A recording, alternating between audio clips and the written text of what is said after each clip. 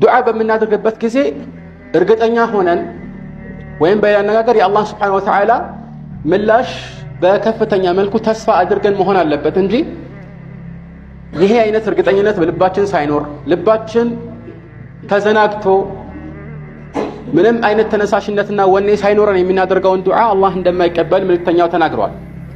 ወዱዑ አላህ ወአንቱም ሙቂኑነ ቢልኢጃባ በሚል ሐዲስ ላይ አላህ Subhanahu Wa Ta'ala ምላሽ እንደሚሰጣቸው እርግጠኛ ሆናችሁ አላህን ጠይቁ አሉ።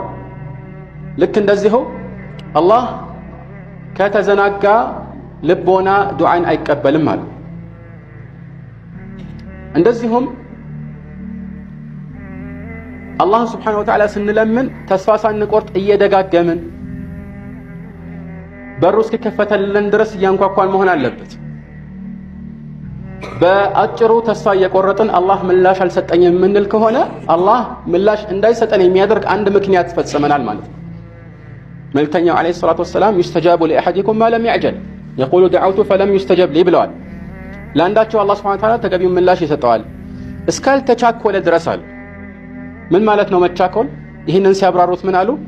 يقول دعوت فلم يستجب لي ጠይቄ ለምኜ ምላሽ አልተሰጠኝም ካለ ይህ ነው መቻኮል። መቼ አላህ ጥያቄውን እንደሚመልስለት አንድ ሰው ሳያውቅ እንዴት ተስፋ ይቆርጣል? ምናልባት አላህ Subhanahu Wa Ta'ala ተገቢውን ምላሽ የሚሰጥበት ጊዜ ደርሶ ሊሆን ይችላል። ይህ ከሆነ በኋላ ተስፋ የሚቆርጥ ሰው ምሳሌ በሆነ ቦታ ላይ አንድን ተክል እንደተከለ እና እንደሚንከባከብ ሰው ነው።